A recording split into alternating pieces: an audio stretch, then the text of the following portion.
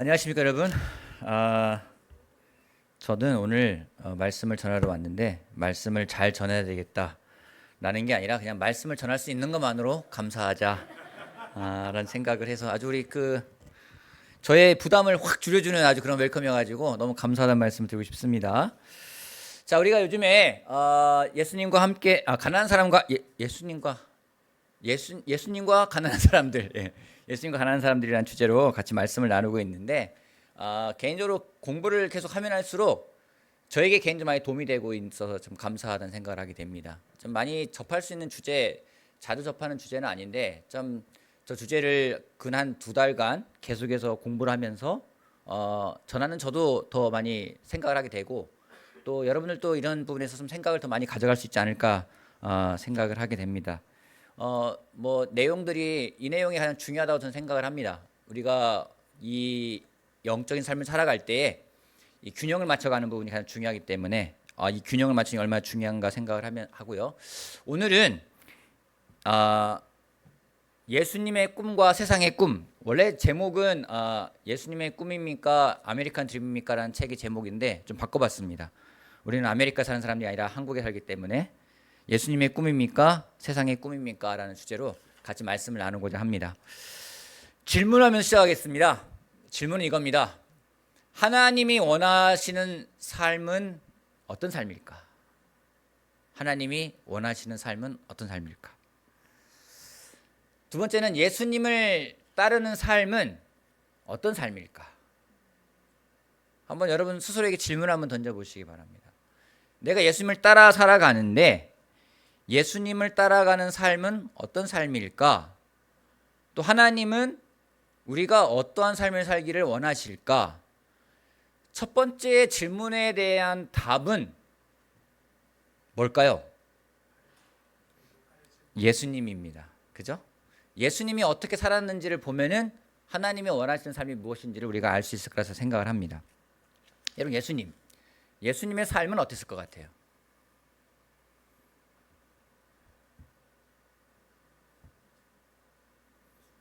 예수님의 삶. 못 들었어요. 다시 말씀해 주시겠어요? 하나님을 따르는 삶. 예수님은 하나님의 기쁨을 위해 사셨다고 해도 과언이 아닐 것입니다. 그분은 하나님의 기쁨을 위해 사셨습니다. 하나님 나라의 복음을 전파하시고 가르치시고 사람들을 또 치료하셨습니다. 사람들의 죄를 용서하기 위해 대신 죄를 짊어지고 돌아가셨습니다. 예수님의 삶을 이렇게 아이콘을 만들어 놓은 게 있는데요. 참 파란만장합니다. 버라이어티합니다. 예수님의 삶은 하루하루가 거룩했어요.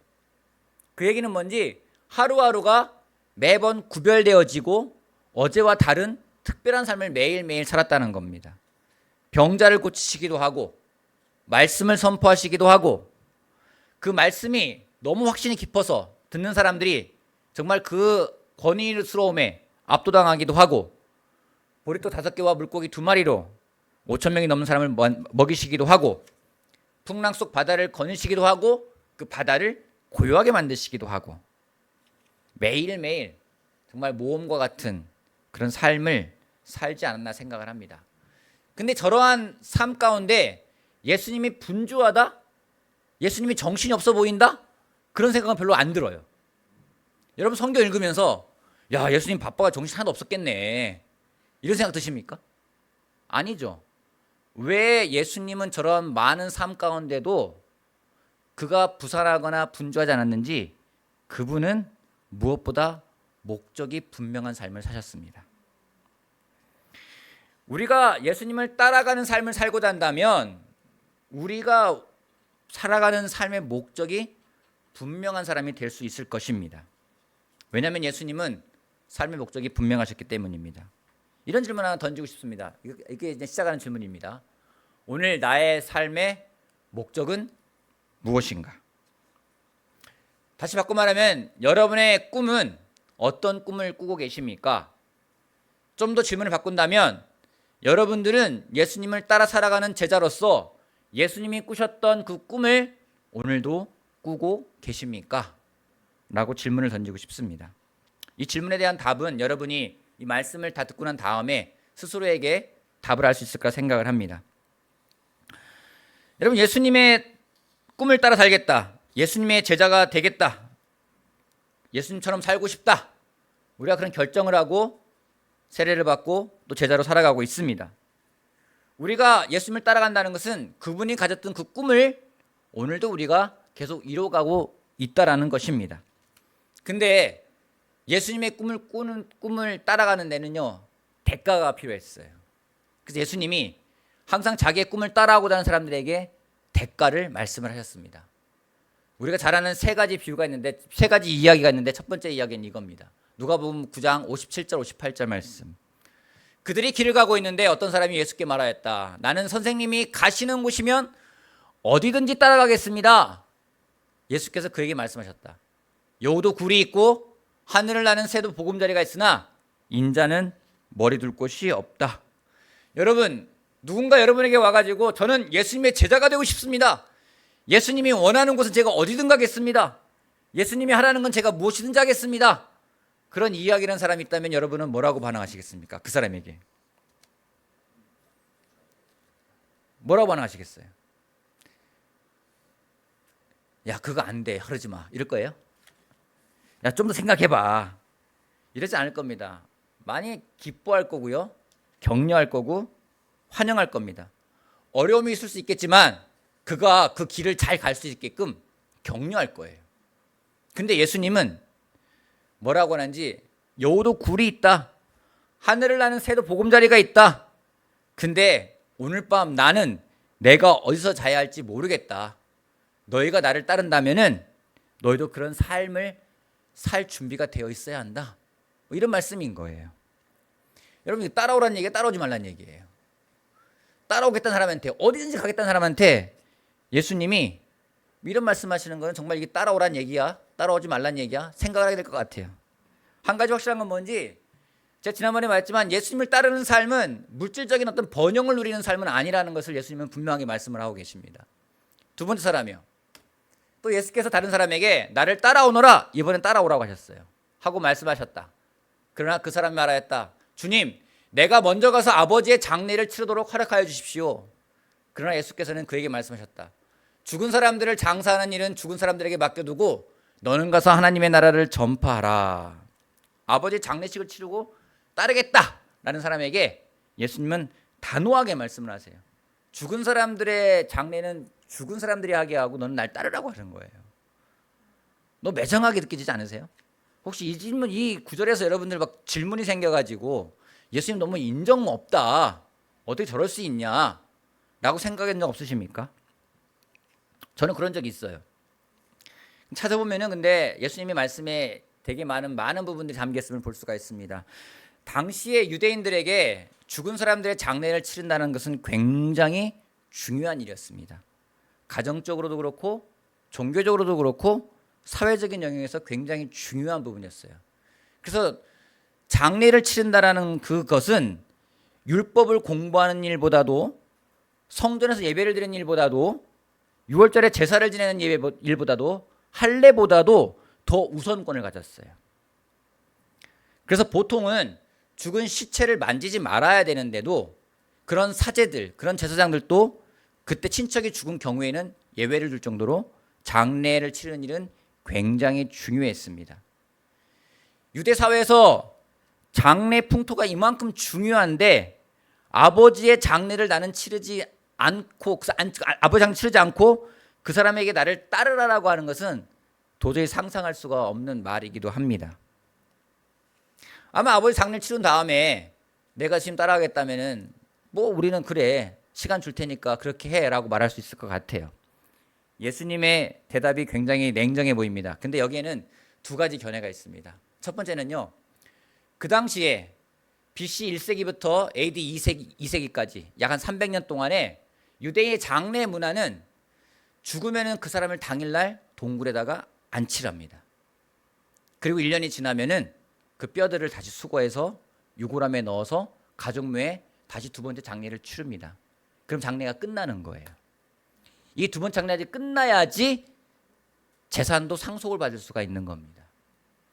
그래서 학자들은 첫 번째 말하는 것은 아버지가 죽어서 일단 장례는 일단 치렀고 1년 후에 그 다음에 장례를 치르는 일이니까 예수님은 그 일은 죽은 사람의 일은 죽은 사람들에게 맡겨두고 넌 날 따르라 라고 말씀하셨다는 견해가 첫 번째 견해입니다. 두 번째는요, 문맥을 살펴보는 게 중요한데 여러분 문장을 잘 보세요.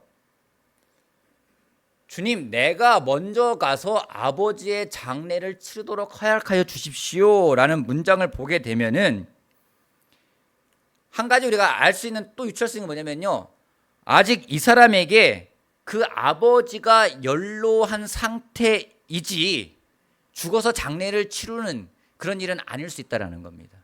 그러니까 아버지가 좀 나이가 드셔서 언제 돌아갈지 모르니까 내가 아버지 장례를 치르고 따르겠습니다 라고 말했다는 것을 알 수가 있습니다.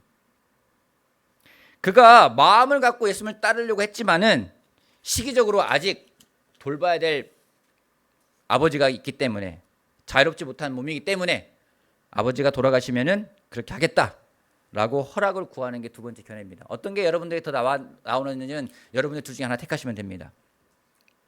어찌되었든 이 사람의 요청에 대해서 예수님은 굉장히 단호하게 말씀하세요. 여기서는 죽은 사람들의 장사하는 일은 죽은 사람에게 맡기라고 했지만은 현대어 성경에는 좀 다른 버전이 나와 있어요. 영원한 생명이 아닌 세상 일에만 관심을 가진 사람들에게 그 일을 맡기고 너는 하나님의 나라가 온 것을 온 세상에 전파하라 라고 번역이 되어 있습니다. 이게 뭐냐면요, 예수님을 따르고자 하는데 가장 필요한 것 중에 한 가지가 뭐냐면 집중하는 마음이라는 거죠. 우리가 그러죠. 완전히 헌신된 마음, 분산된 마음이 아니라는 겁니다. 세 번째 사람도 비슷한 말을 합니다. 또 다른 사람이 말하였다. 주님, 내가 주님을 따라가겠습니다. 그러나 먼저 집안 식구들에게 작별 인사를 하게 해주십시오. 예수께서 그에게 말씀하셨다. 누구든지 손에 쟁기를 잡고 뒤를 돌아보는 사람은 하나님 나라에 합당치 않다. 이 사람은요, 가족에 대한 염려가 많은 사람이에요. 가족 잘 작별 인사하고 그리고 오겠습니다. 근데 이런 마음일 때 예수님은 한 가지 더 본 거죠. 가족들이 붙잡으면 어떡할까? 이 사람은 흔들릴 것 같아요. 그 생각에 뿌리치고 왔다 하더라도 그 생각에 마음이 편치가 않을 것 같아요. 그에게 예수님은 당시에 유대 사람들에게 회자되는 속담을 이용해서, 이거 속담이에요. 손에 쟁기를 잡고 뒤를 돌아보는 사람, 그 말씀으로 시선을 딴 데 두지 말라고 말씀을 하십니다. 여기서도요, 집중이에요. 온전한 헌신. 그거를 예수님 말씀하실 때 돌려 말씀하지 않으세요. 나를 따르고자 할 때 어떤 마음으로 해야 될지, 예수님의 꿈을 따라간다는 사람이 어떤 태도로 살아가야 되는지를 예수님은 분명하게 말씀을 하고 계시는 겁니다. 예수님은 이 사람, 세 사람에게 편하게 말씀하지 않으셨어요. 첫 번째 뭡니까? 너 나 따라와? 너 노숙할 수 있어? 얘기해요. 그죠? 두 번째요. 내 가족, 돌아가신 아버지 장사하게, 네 가족이 돌아가신 아버지 장사하게 하고 넌 날 따르라는 얘기인 거예요. 세 번째 뭡니까? 가족에게 인사할 시간 없다. 빨리 따라와라. 그 얘기인 겁니다. 세 방식은 우리가 상식적으로 좀 이해하기 어려운 방식입니다. 누군가를 도와주려고 할 때 이런 방식으로 도와주는다면 아마 욕먹을 것 같아요. 근데 예수님은 분명하게 말씀했어요. 너희가 좁은 길을 갈 건지 넓은 길을 갈 건지. 예수님을 따라가는 삶에서는 두 가지밖에 없다는 겁니다. 중간에 애매모호한 길이 없어요. 좁은 길이건 넓은 길이건 둘 중에 하나를 택하라는 겁니다. 여러분, 이 세 사람은 예수님을 따라갔을까요? 어떨 것 같아요? 잘 모르겠어요. 하지만 확실한 건 그들에게 좋은 말은 아닙니다. 근데 이 부분에서 이 책을 쓴 스티브가 이런 말을 하고 있습니다. 같이 볼게요. 예수님을 따른다는 것은 예수님을 따르기 위해 모든 것을 버려야 한다는 것을 의미합니다. 우리가 예수님을 따르기로 선택하면 우리는 더 이상 세상의 꿈을 추구하지 않습니다. 우리는 예수님의 꿈을 따릅니다. 예수님을 따른다는 것은 모든 것을 그분의 돌보심에 맡겨야 함을 의미합니다. 예수님을 따른다는 것은 그분이 우리의 모든 것이 되셔야 하고 우리는 아무것도 아닌 것이 되어야 한다는 것을 의미합니다. 그것이 제자의 부르심입니다. 그것이 주권의 본질입니다. 단순합니다. 모든 걸 버리고 맡기지 못하면요, 예수님의 꿈을 따라갈 수가 없다라는 거예요. 예수님을 또 이 부분에서 이런 말씀도 하십니다. 누가복음 18장 22절 23절. 예수께서 이 말을 들으시고 그에게 말씀하셨다. 부자 청년 이야기입니다. 내게는 한 가지 부족한 것이 있다. 내가 가진 것을 다 팔아서 가난한 사람들에게 나누어 주어라. 그리하면 내가 하늘에서 보화를 차지하게 될 것이다. 그리고 와서 날 따르라. 이 말씀을 듣고서 그는 몹시 근심하였다. 그가 큰 부자이기 때문이다. 여러분, 누가 부자일까? 오늘 이 방에서 우리 희진이 형을 일단 잡아볼게요. 제가 알기로는 모르겠어요. 하여튼간에 희진이 형한테 배인 목사님이 그러시는 거예요. 희진이 형한테, 희진아, 내 소유를 다 팔아서 가난한 사람들에게 주고 예수님을 따라가자. 아멘. 가진 게 별로 없으신가?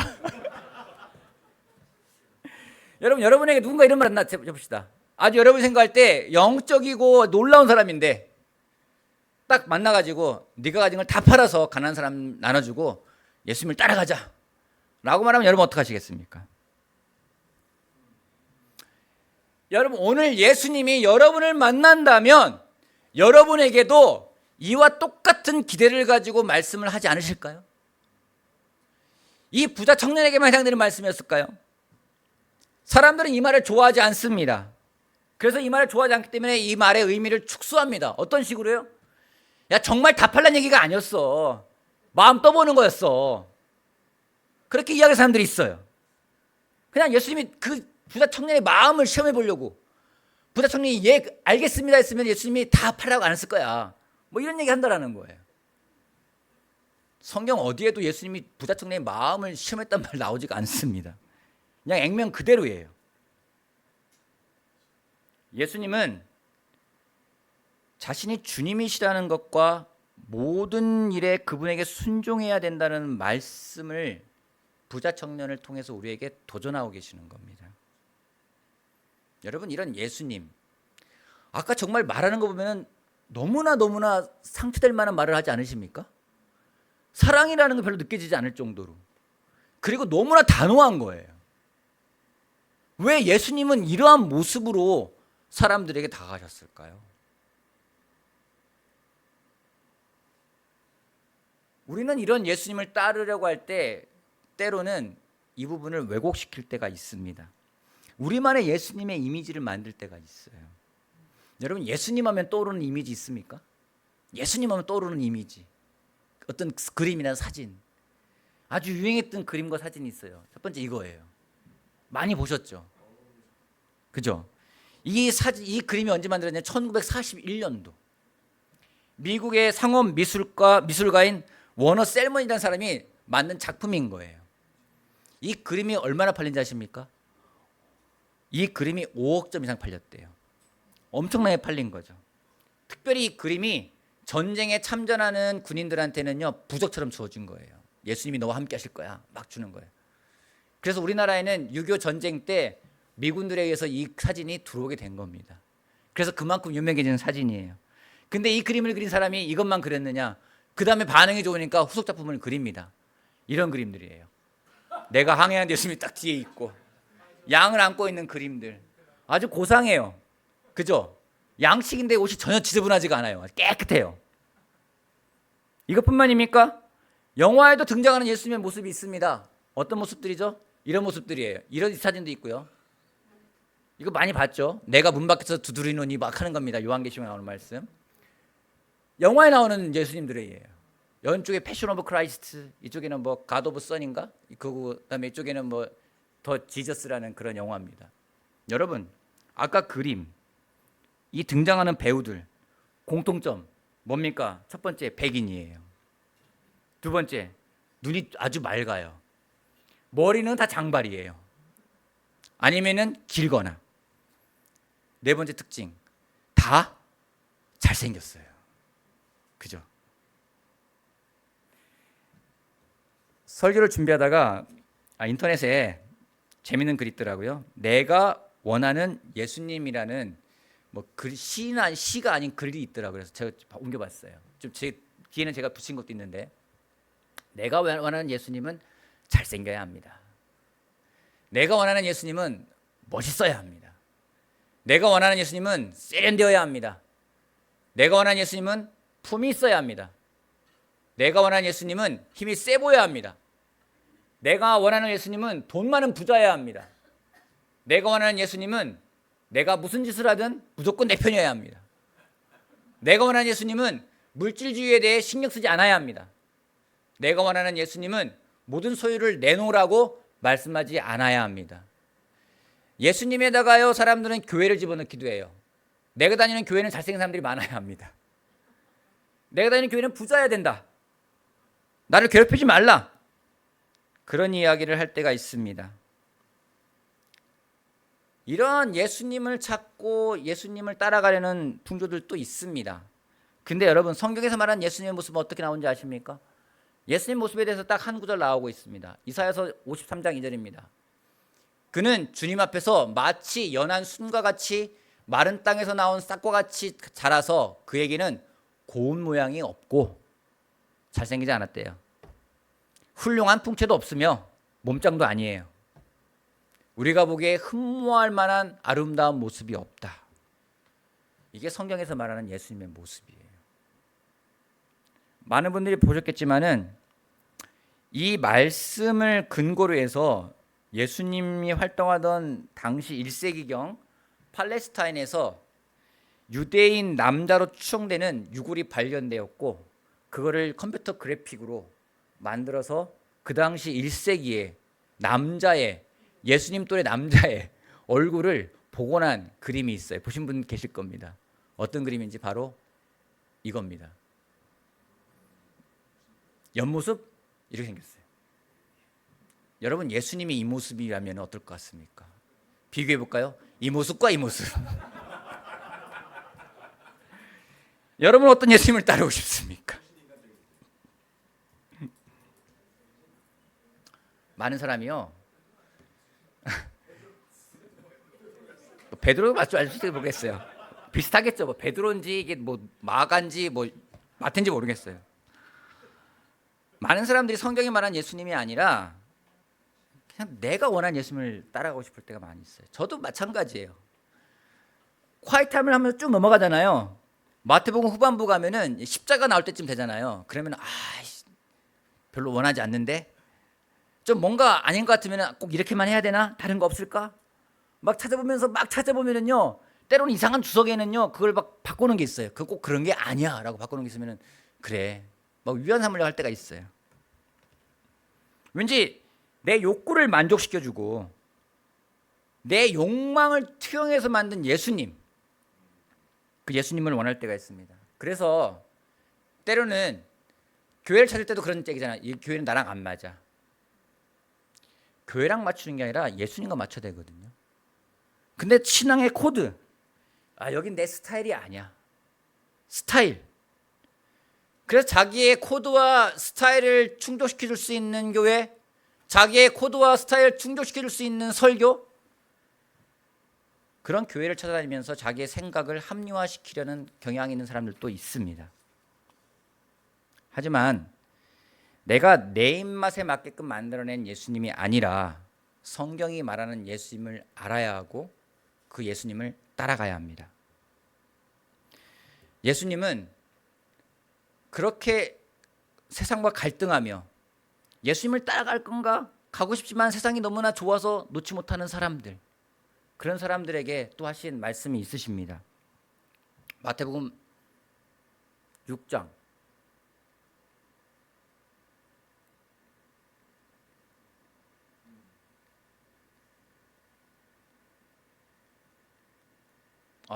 왜 6장이야? 6장에 빠졌네요. 6장 31절 34절 잘하는 말씀입니다. 무엇을 먹을까?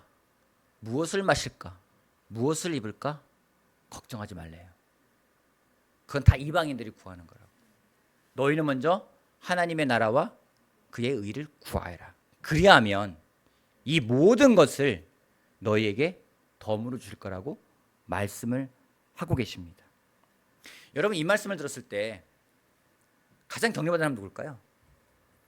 야, 뭘 먹을지 뭘 마실지 뭘 입을지 걱정하지 마. 그럼 누가 제일 격려받았을까요? 그것 때문에 걱정하는 사람들, 격려받았을 거예요. 먹고 사는 것에 대해 걱정하는 사람들, 아주 절박한 사람들, 그들에게 격려가 되었을 것입니다. 그 절박함이 어떤 건지 예수님이 아셨기 때문에 그들에게 하신 말씀이지 단지 도전을 주게 하신 말씀은 아니라는 겁니다. 이 말씀에 나오는 모든 것은요 다 포함되는 거예요. 무엇을 먹을까, 무엇을 마실까, 무엇을 입을까. 이거는요 뭘 입을까, 뭘 마실까, 뭘 걱정도 되지만은 어떤 세상을 살아가면서 우리가 구하는 거 아니겠습니까? 세상을 살아가면서 여러분 구하는 게 뭡니까? 뭘 먹지? 뭘 입지? 뭘 입지? 뭘 마시지? 매번 그거 하는 게 세상에 살아가는 거 아니겠습니까? 그분을 따른다면 우리의 우선순위는 세상이 아니라 예수님의 꿈이 되어야 한다는 겁니다. 그 예수님의 꿈을 가진 것이 어떤 것인지, 예수님의 꿈을 가진 사람은 없거나 굶주리거나 헐벗거나 가난한 사람들에게 국률함을 가져가는 것이 포함되어 있습니다. 여러분은 어떤 꿈을 꾸고 계십니까? 잠언 11장, 아까 이게 그거군요. 23장 4절 5절 말씀 보면 이런 말씀이 있습니다. 부자가 되려고 애쓰지 말고 그런 생각을 끊어버릴 슬기를 가져라. 한순간에 없어질 재물을 주목하지 말아라. 재물은 날개를 달고 독수리처럼 하늘로 날아간다. 부자가 되려고 애쓰지 말라고 합니다. 세상 꿈을 따라가지 말라고 합니다. 여러분, 성경 공부를 하다 보면은요 정말 세상 꿈을 따라가는 사람들을 많이 볼 수가 있습니다. 그 사람들 가운데서는요 정말 겉으로는 화려해 보이지만 좀만 더 들어가 보면은 그 마음속에 놓치는 게 너무 많다는 걸 볼 수가 있어요. 어쩌면은 밤낮 열심히 일하고 엄청난 스트레스를 받으면서 세상 꿈을 따라가면서 정말 소중한 거를 잃어버릴 수가 있습니다. 사람들이 그런 말을 합니다. 재물을 쫓는 건 신기루라고, 함정이라고. 성경은 이야기를 합니다. 부자가 되려고 애를 쓰지 말래요. 부자 된 사람 보면요 애써서 부자 되는 사람은 별로 없는 것 같아요. 애쓴다고 부자 되는 거 아닌 것 같습니다. 그런 생각을 끊어버리는 게 슬기롭다고 이야기를 하고 있습니다. 부자가 되려고 애쓰는 게 아니라 우리에게 주신 예수님의 꿈을 계속 실천해 나가며 사람들에게 다가가 하나님의 나라를 전파하고 치유하고 가르치는 그 영적 유산을 남기는 우리가 되었으면 좋겠습니다. 여러분 어떻습니까? 여러분들에게 제가 말하고 있어요. 여러분 부자가 되려고 하지 말고 부자를 애쓰지 마십시오. 그런 생각을 끊어버리는 게 슬기로운 겁니다. 이 얘기면 어떻습니까? 오늘 제 설교 들으면서 어떤 마음 어떻습니까? 마음 편안하십니까? 역시 그렇지 이런 생각 드십니까? 아니면 불편하십니까? 나 좀 갖고 싶은데 왜 부대끼입니까? 불편합니까? 뻔하게 들립니까? 뻔한 소리 안 해. 여러분 이 설교가 불편할 수 있길 바랍니다. 이 설교가 뻔하게 들리기를 바랍니다. 그러면은 한 가지는 확실합니다.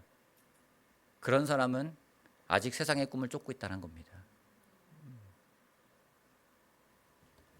잠언 30장에 이런 말씀이 있습니다. 주님께 두 가지 간청을 드리니 제가 죽기 전에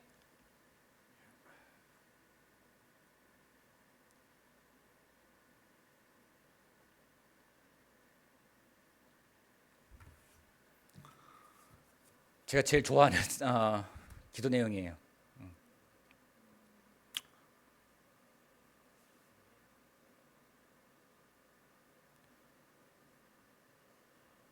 왜 울컥하죠? 제가 죽기 전에 그것을 이루어주십시오. 허위와 거짓말을 저에게서 멀리하여 주시고 저를 가난하게도 부유하게도 하지 마시고 오직 저에게 필요한 양식만 주십시오. 제가 배가 불러서 주님을 부인하면서 주가 누구냐 하고 말하지 않게 하시고 제가 가난해서 도둑질하거나 하나님의 이름을 욕되게 하거나 하지 않도록 하여 주십시오. 스티브가 제가 개인적으로 굉장히 좋아하는 내용이고 기도를 드릴 때 종종 드리는 기도입니다. 스티브가 이런 고백을 하더라고요. 이 대목에 대해서 이런 이야기를 합니다. 저를 가난하게도 부유하게도 하지 마시고 대신 만족할 때를 깨닫게 하소서. 저를 극단의 상황에 있지 않도록 해주십시오. 빈곤에서 벗어나는 것은 매우 어려운 일입니다. 재물을 내려놓는 것도 마찬가지로 어렵습니다. 두 극단의 상황은 모두 신앙심 없는 행동으로 이어질 수 있습니다. 사람은 가난해지면 도둑질하고 싶은 유혹이 생깁니다. 부를 꿈꾸고 있다면 교만해지고 우쭐해지며 자신이 얻은 모든 것을 자신의 재능과 능력으로 얻은 것처럼 행동하는 경향이 있습니다. 이렇게 되면 하나님을 볼 수 없게 되고 탐욕의 성 삼위일체인, 이건 제가 바꾼 겁니다. 나에 의한, 나를 위한에 헌신하게 됩니다. 일용할 양식을 주시고 만족할 때인지를 알게 하시고 그것으로 만족할 수 있도록 도우소서. 버는 돈보다 적은 돈으로 생활할 수 있도록 도우시고 절약한 돈으로 다른 이들을 돕게 해주소서. 부유함에 등을 돌려 당신의 이름이 영광되게 하시고 다른 이들이 가난에서 벗어날 수 있도록 돕게 하소서. 그렇게 함으로써 저를 가난하게도 부유하게도 하지 마시고라는 기도가 제 것이 되게 하소서. 되게 와 닿는 고백이었어요. 여러분, 제가 이 구절 보면서 새롭게 깨달은 게 뭔지 아십니까? 아, 돈을 왜 버는지를 알게 됐어요. 돈을 왜 벌어야 되는지. 여러분, 돈을 왜 벌어야 될까요? 네? 남 주기 위해서. 돈을 버는 이유와 목적이 무언가 보니까 첫 번째는요, 살아가기 위해서 버는 건 맞아요. 근데요, 거기서 그치는 게 아니라 사람을 돕기 위해서 번다라는 겁니다. 여기 그런 말 하잖아요. 버는 돈보다 적은 돈으로 생활할 수 있게 하시고 남은 돈으로 가난한 사람들을 돕게 하소서. 여러분, 이럴 수 있다면 얼마나 좋을까요? 근데 그렇습니까? 소득이 증가하면 지출이 증가합니다. 소득이 늘어나도 항상 부족합니다. 돈 많은 사람들이 항상 부족한 얘기를 많이 해요. 돈이 많이 늘어도 부족함을 느끼게 됩니다. 하지만 여러분, 스티브의 제안처럼 이런 생각을 한번 해보십시오. 여러분의 소득이 증가해요. 근데 여러분이 이전 소득으로 계속 생활할 수 있어요. 그럼 그 남는 돈을 뭐 하면 좋겠습니까? 그냥 곡식에 쌓아놓은, 창고에 곡식을 쌓아놓은 부자처럼 쌓아놓습니까? 그럼 좋을까요? 그 잉여 소득으로 다른 사람을 돕는다면 어떨까? 저는 이 상상을 하니까 너무나 기뻐졌어요. 소득이 증가할 때마다 생활 수준이 동일하게 유지되면서 그 잉여 자산으로 다른 사람들을 돕는 데에 사용한다면 시간이 갈수록 지출이 늘어날 수 있겠지 모르겠지만 우리의 기부도 늘어나는 것을 생각한다면 그게 예수님이 정말 기뻐하는 삶이 아닐까 생각을 하게 됩니다. 지난주에 대학원 다녔던 분들하고 좀 통화를 하는 시간이 있었습니다. 같이 대학원 동기인데 한 분은 지금 용산에 있는 그 맹인학교, 장애인학교 교감 선생님으로 계시는 분이 계세요. 그분이 이제 교장 선생님 훈련을 받고 교육을 받고 좀 있으면 교장 선생님이 됩니다. 그러면 좀 있으면 은퇴하겠죠. 처음에 저 만났을 때 그 얘기 질문했어요. 목사님은 나중에 은퇴한다면 뭐 할 겁니까? 하니까 저는 그때는 연금이 나오니까 내 돈으로 목회하면서 정말 교회에 돈 받지 않고 자기 할 말 다 하면서 목회할 거라고 그런 얘기를 했었어요. 근데 요번에 통화를 하니까 그분의 꿈이 바뀌었어요. 자기 정년 후에 새로운 목표가 생겼다고. 뭐냐니까 아프리카에 유치원 100개를 세우는 게 목표래요. 자기 아내하고 같이. 또 제가 아는 분들은 몇몇 분들은 자기 사비로 인해서 자기 주변의 사람들 모아가지고 이집트의 난민촌에 매년 한 2번씩 3번씩 가시는 것 같아요. 거기 가가지고서는 옷가지를 한 곳에 다 모아가지고 갑니다. 많이 모아가지고 가서 거기 사람들에게 나눠주기 오는 분도 있습니다. 또 한 분은 우유 대리점을 운영하시는 사장님이신데 그 일을 그만두시고 뭐 하시냐고 물어보니까 아프리카에 가서 우물을 만드는 작업을 하고 있대요. 하나 만들 때 1,000만 원 정도 들어간대요. 자기랑 아내랑 가가지고 우물을 만들고 그 사람들의 식수를 제공하는 겁니다. 더 나아가서 이분은요, 조그마한 영세한 교회 몇 명 안 되는 교회들에 가가지고 말씀을 전하는 일을 하고 있어요. 도움을 청하면은. 그리고 거기 가서 헌금도 하고 오세요. 그렇게 하시는 분들이 있다라는 겁니다. 도전하지 않을 수가 없는 거예요. 꼭 다른 나라가 아니더라도 우리나라에서도 내가 정말로 가진 것에 대해서 만족하는 것을 배운다면, 그리고 정말로 내가 소득이 늘어나지만 소득보다도 더 적은 돈으로 생활하면서 그 나머지 돈으로 사람들을 도울 수 있다라면은 그건 정말 위대한 일 아니겠습니까? 그 진짜 돈을 쓰는 목적 아닐까요? 우리가 가진 것으로 사는 만족을 배운다면 우리는 더 많은 사람들을 도울 수 있는 그 하나님의 축복에 저는 동참할 수 있을 거라고 생각을 합니다. 책을 보면서 저한테는 개인적으로 굉장히 중요한 결정 중에 한 가지를 좀 할 수 있는 시간을 가졌습니다. 그것이 무엇인지 필요와 원함입니다. 여러분, 필요한 게 있죠. 원하는 게 있죠. 우정 형제 필요한 게 뭐예요? 네. 필요 다 없어요? 좋습니다. 우리 현금 형제 필요한 거 뭐예요? 지금? 개인적인 필요 다 필요가 없는 사람들이네. 원하는 건 뭐예요?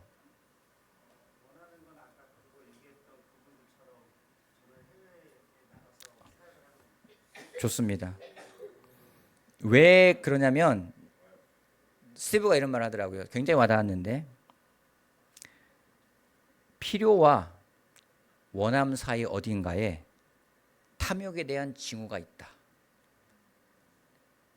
필요, 원함 요 사이에 탐욕이라는 게 숨어 있다라는 겁니다. 원하는 것만 계속 가보세요. 탐욕이 되겠죠. 그죠? 정말 필요한 것들을 보지 않고 원하는 것들만 보는 거. 우리가 그럽니다. 나 이거 필요해. 정말 필요한 건지 원하는 건지 한번 생각해 봐야 된다는 거죠. 때로는 나 신발이 필요해. 정말 신발이 필요한 건지 그 신발을 원하는 건지. 요즘에 저한테 꽂혀 있는 하나가 기계가 하나 있어요. 갤럭시 S25 울트라. 필요할 것 같아. 저거 바꿔야 될 것 같아. 지금 제가 21 쓰고 있거든요. 잘 돼요. 근데 그 필요한 것 같아. 근데 필요한 게 원하는 거죠. 그죠? 정말 필요하면 하나님이 주시겠죠. 필요와 원함. 이 훈련하는 게 정말 중요합니다. 예수님은 명확하게 아셨어요. 사람들이 필요한 게 뭔지를 아셨습니다. 그 필요를 채우시는데 예수님은 나아가셨습니다. 우리 또한 우리 삶을 돌아보는 시간을 갖으면 좋겠어요. 내가 정말 어떤 걸 필요로 하는지 또 원하는 거는 어떤 게 원하는지 이 구별을 하지 못하면요. 그 가운데 탐욕이 숨어 있다라는 겁니다. 마지막으로 이 구절 말씀에서 말씀 마치고자 합니다. 디모데전서 6장 6절에서 10절 말씀. 자족할 줄 아는 사람에게는 경건이 큰 이득을 줍니다. 반대로 말하면요. 만족할 줄 모르면요. 이 경건의 삶은요. 이득이 되지가 않아요. 우리는 아무것도 세상에 가지고 오지 않았으므로 아무것도 가지고 떠나갈 수 없습니다. 우리는 먹을 것과 입을 것이 있으면 그것으로 만족해야 할 것입니다. 그러나 부자가 되기를 원하는 사람은 유혹과 올무와 여러 가지 어리석고도 해로운 욕심에 떨어집니다. 이런 것들은 사람을 파멸과 멸망에 빠뜨립니다. 돈을 사랑하는 것이 모든 악의 뿌리입니다. 돈을 쫓다가 믿음에서 떠나 헤매기도 하고 많은 고통을 겪기도 한 사람이 더러 있습니다. 바울의 좀 안타까운 마음이 담겨 있습니다. 여러분은 오늘 무엇을 따라가고 계십니까? 어떠한 꿈을 따라가고 계십니까?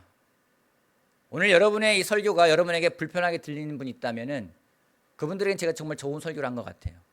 또 이번 설교가 기쁘게 느끼는 분이 있다면은 그분에게도 저는 좋은 설교였다 생각을 합니다. 하나님이 오늘 말씀을 통해서 여러분들에게 말씀하고 있습니다. 내가 과연 무엇을 따라가고 있는가?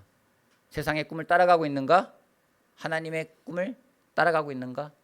예수님의 꿈은요, 사람들에게 하나님 말씀을 전하고 말씀을 가르치고 그들을 치유하는 그 모든 것들이 예수님의 꿈이었다라는 겁니다.